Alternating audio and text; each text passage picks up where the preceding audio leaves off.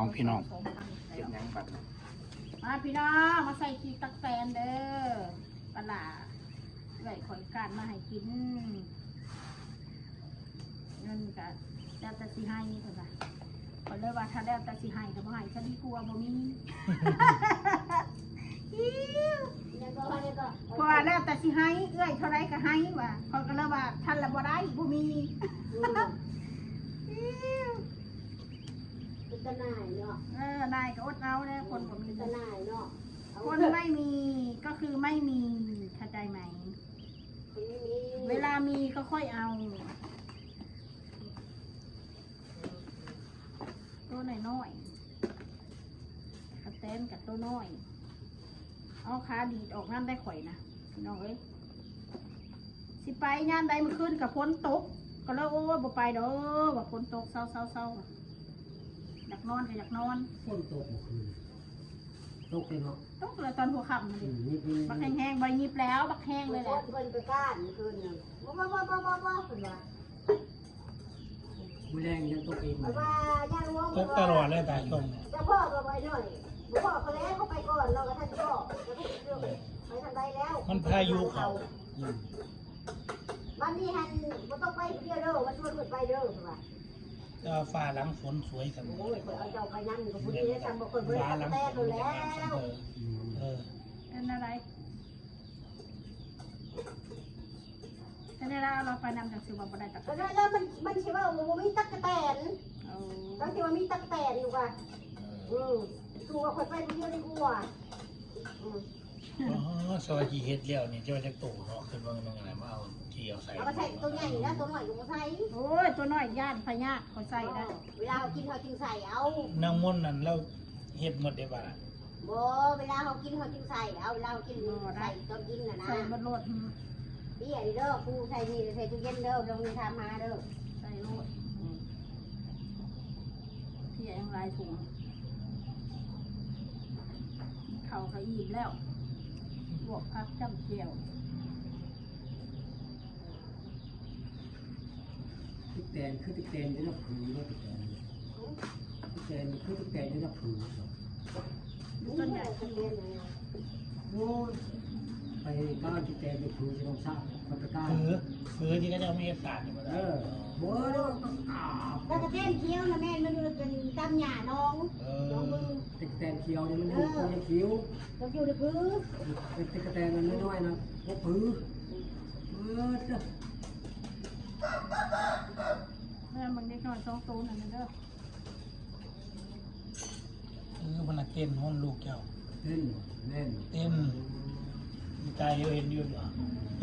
ไม่มีความสุขมันเต้นเล่นอยู่เหรอ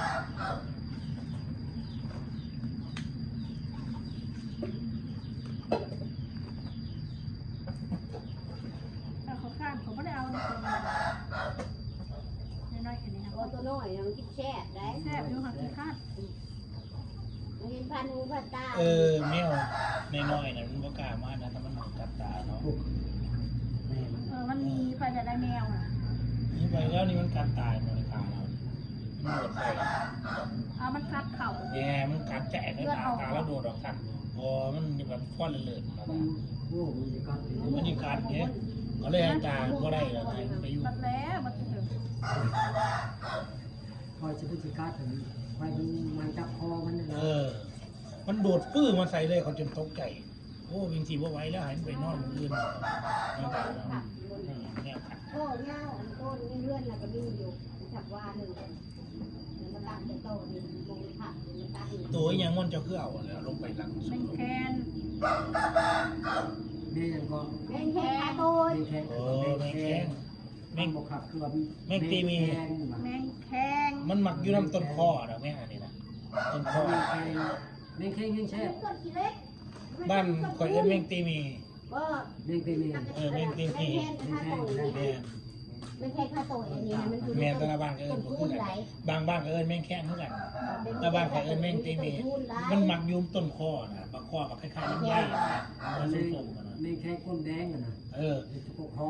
อยู่แล้วมันจะเป็นหลังนี่เหลืองแดงๆเวลามันเหี่ยวใส่เฮานี่เหลืองมดมือ เบิด แม่ กินหันตรงเพชรตรงเพชร แมน ตรงแสบตรงโบแสบ คอยได้ว่ามันขิวเลยแม่งอันนี้สำหรับข่อย มักจะชื่อ เอามาคนละชนิดบอกกันยืนต้นคอกับอันนี้คนละอันนี่เนาะ อ่านด้านลายดูแท้ ต้นคูณอยู่ต้นคูณ ไม่ยังซาปนวนอย่าเฮ็ดของแม่ ลูกลูก เจ้าน้องไปน้องก็ได้เก็บทิ้งนะ ลูกลูก แต่ร้องเพลงดูร้องเพลงโกให้ฟังดูโกแต่ร้องเพลง เล่นเกิร์เกิร์เกิร์ ร้องเพลงให้ฟังเลย ลูกยูยู ขึ้นในร้องคาราโอเกะแต่มันสอ ปล่อย น น้องปล่อยน้อง ร้องเพลงเมื่อคืนนี่กาสอนสมหัวใจ ไปต่อ มันน่าน้อยอยากร้องน้ำเจ้า แล้วก็ไม่ลงประทานแล้ว โอ้ คุ้มนี่เป็นคุ้มที่มีอารมณ์ดนตรีที่หัวใจเลยแล้วแต่เงี้ยนบ่ได้ที่ขึ้นตะลังมือ ต้องทำใจ เออ เราจะเป็นขึ้นนะ เออ ขึ้นยังไงเป็นเอาย่ำนั้น อันเดียบ้านข้าเจ้านี่ครับบึ้มบึ้มมันกินครับ บางเทื่อกับตัวนั้นขึ้น เออเอานี่เอานี่ขนมให้รางวัลเป่าน้องมาหน้าเด้อเจ้าเด้อเอา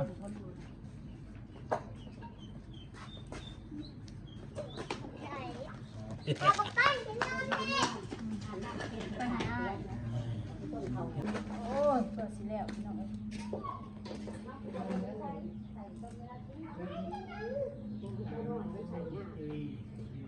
เลือกเอาตัวหน่อยตัวใดผมก็บ่เอาหน่อยละ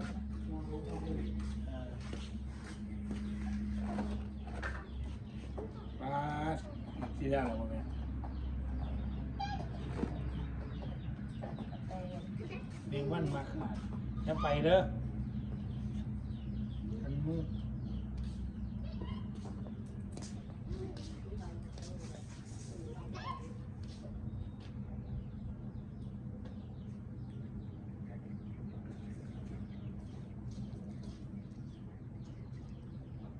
ยังก็เขาเว้าพื้นคอมเมนต์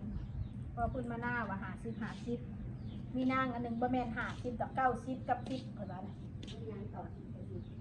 ความหมายปัญญาอ่อนน่ะ90อธิบายรู้เรื่องน่ะแค่10 มันน่ะ ความหมายของมันน่ะ มันน่ะที่เป็น มึงน่ะ ไม่เบา เอาอีมอยว่าให้เด็กน้อยเอาก็ฮีมอยว่าใส่เด็กน้อยบ่แม่นเด็กน้อยเราใส่ผู้ใหญ่เด้เดี๋ยวนี้คนที่ว่าใหญ่แล้วถือคุยแล้วว่าใส่เด็กน้อยเอาว่าหล่อนๆซะตาเอ้ยเอามอยก็มีแล้ว มันจะเหลืองของค่อย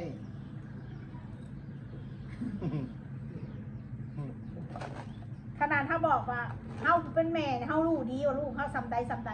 มันยังมาตัดสินในเฮาอยู่ว่าลูกเฮาลูกแค่10ว่าซั่นโอ้ยอีสัตว์เอ้ยเนาะนี่แหละกูจังบ่อยากอธิบายไปซำนั่นแหละถ้าคนดีๆเขาก็เว้ามันระยายมาอยู่ดอกแต่คนซั่วๆมันสิแตกต่างหมู่ดอก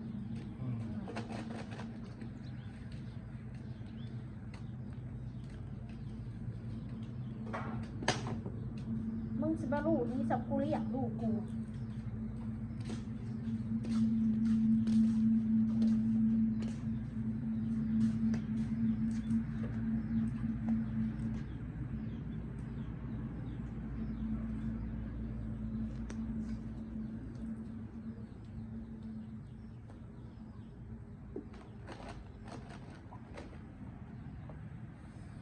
โอ้ยค่าดีดเขาก็เอาออกค่าคอหรือว่าไว้แล้วจะต้มนั่นแหละเราก็จะขัวไปเลยขัวแล้วเราก็แล้วจะไปดังไฟหลายเถื่อ เออ ก็สิแล้ว เราไปได้คุณค้านแต่ไม่ให้กูหนึ่งขับไล่เถื่อ1เถื่อเดียวบาทเดียวพอให้มันพอบาทเดียว ไอ้ มันยากหรอกนะง่ายเลย ว่าคนผมนี่มันอยากว่าใช้ใจพ่อกับแม่หลายกว่าก็รู้ทั้งลูกที่ว่าลูกเขามันกับใครแน่เนี่ยอันนะ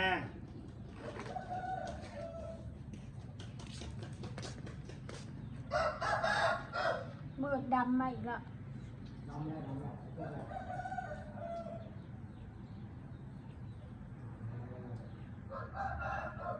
อันนี้มิสนามฟุตบอลประเดี๋ยวกัน